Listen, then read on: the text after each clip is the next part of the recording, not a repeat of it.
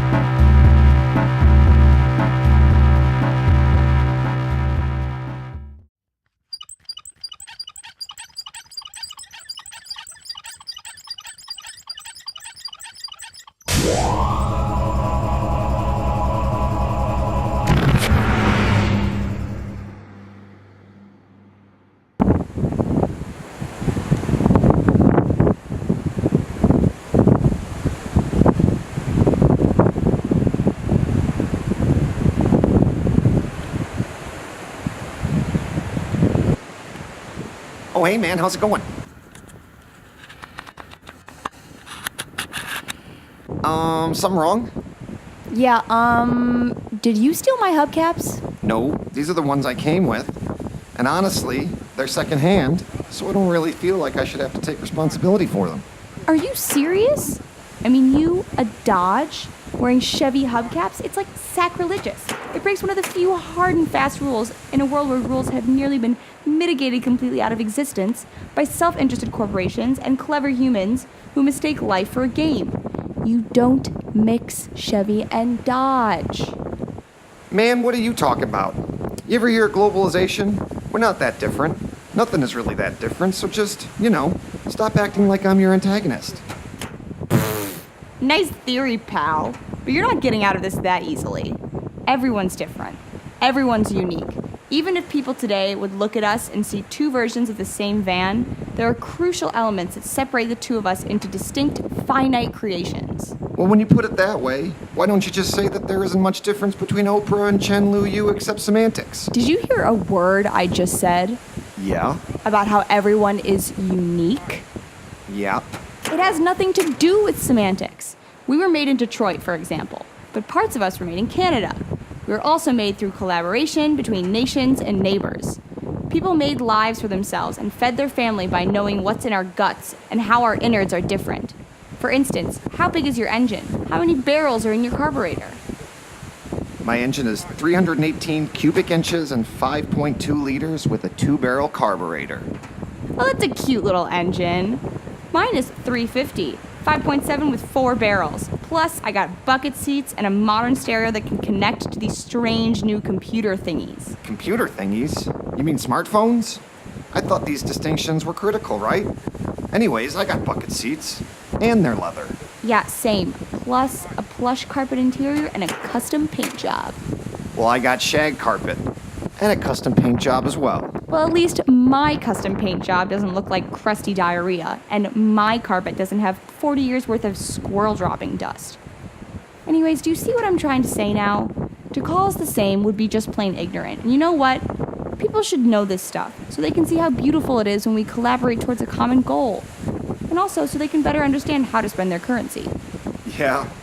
My friends call me the turd burglar, but the fact that we're from Michigan and the number of carburetor barrels we have is just semantics, really, for 2 reasons. First, engines are now digitally fuel injected, not carbureted, so who cares? And second, to most people in the world, you're just a part of the United States. They don't know anything about Michigan or Ontario, and they don't care. And why should they? They They've got their own problems and their own things to worry about, and it's a little bit arrogant that you, just one creation in all the history of things that have been created, are more important than any of them. Because if you don't know anything about them, why should they know anything about you?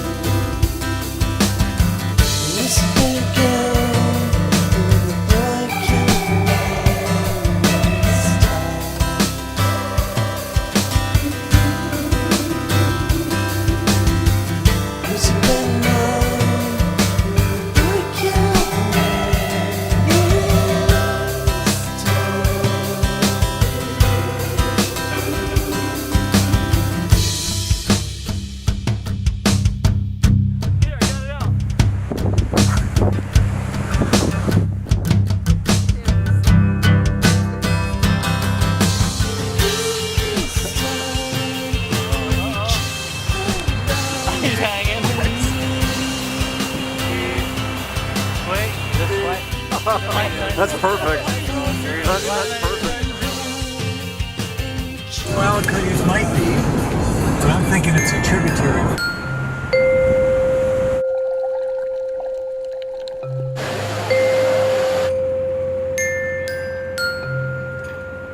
This fresh water may come from artesian wells, whereas that lake water goes through filtration. The difference between this water and the water in there would be that this one's probably way cleaner. This water is filtered for drinking, and that water is salt water. The difference between this water and Lake Michigan is this water is clean and filtered and drinkable. I don't think it's the dirtiest water ever, but I've definitely seen cleaner. We like to bring our dog down to the doggy beach. And Bring the kids down to the regular beach. For me, swimming is the biggest draw.